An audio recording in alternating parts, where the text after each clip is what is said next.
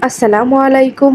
আজকে আমি আপনাদের সাথে শেয়ার করব মাত্র ১ কাপ আটা দিয়ে অসাধারণ এই বিস্কুটের রেসিপিটি।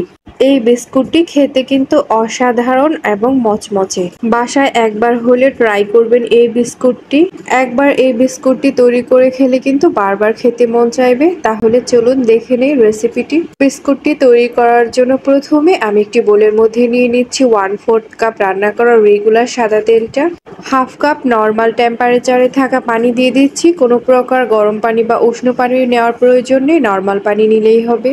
1/2 কাপ চিনি নিয়ে নিচ্ছি। চিনিটাকে আমি ব্লেন্ডারে খুব ভালো করে গুঁড়ো করে নিয়েছি। অবশ্যই কিন্তু চিনিটাকে ব্লেন্ডারে খুব ভালো করে গুঁড়ো করে নেবেন।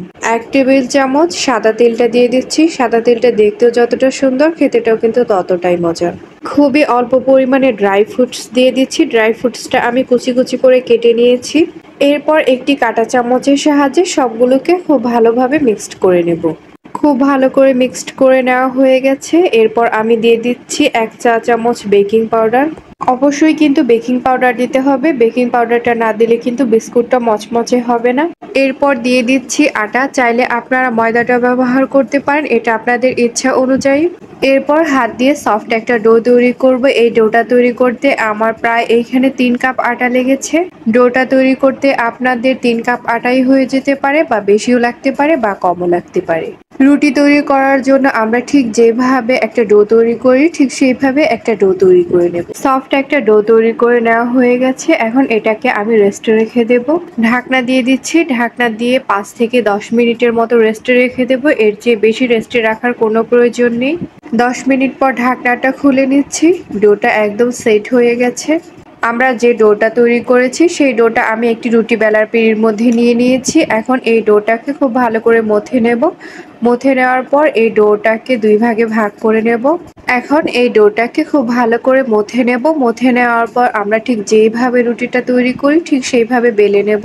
আমি ঠিক ভিডিওতে যেভাবে দেখাচ্ছি আপনারাও ঠিক এইভাবে করে ভাঁজ করে নেবেন। ভাঁজ করে নেওয়ার পর আবার রুটিটাকে খুব ভালো করে বেলে নিতে হবে। এইভাবে করে কয়েকবার আপনারা এই স্টেপটা ফলো করবেন। এইভাবে করে ভাঁজ করে নিতে হবে। তারপর আবার রুটিটাকে বেলতে হবে।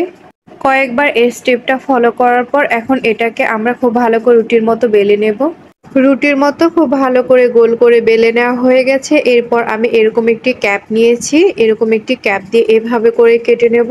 এই ক্যাপের সাহায্যে খুব সহজেই কিন্তু বিস্কুটের শেপটা তৈরি হয়ে যাবে। আপনারাও ঠিক এইভাবে করে বিস্কুটগুলো শেপ দিয়ে দেবেন।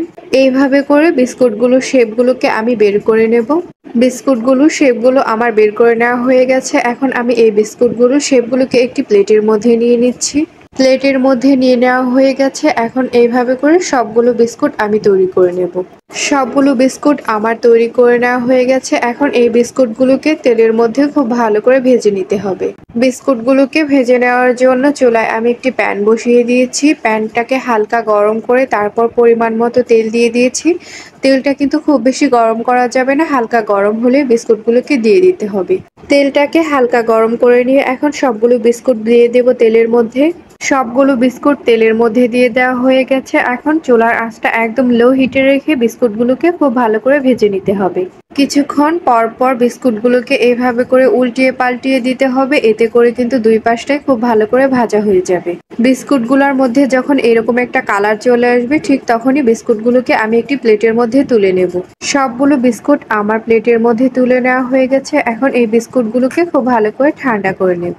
ঠান্ডা করে নেওয়ার পর বিস্কুটগুলোকে আমি আপনাদেরকে ভেঙে দেখাচ্ছি ঠিক কেমন হয়েছে। বিস্কুটগুলো কিন্তু একদম মুচমুচে হয়েছে। যদি আমার এই রেসিপিটি আপনাদের ভালো লাগে তাহলে অবশ্যই লাইক, কমেন্ট এবং শেয়ার করবেন। ইউটিউব থেকে দেখে থাকলে কিন্তু সাবস্ক্রাইব করবেন। ফেসবুক পেজ থেকে দেখে থাকলে কিন্তু ফলো করবেন। আর আমার এই ভিডিওটি দেখার জন্য অনেক অনেক ধন্যবাদ।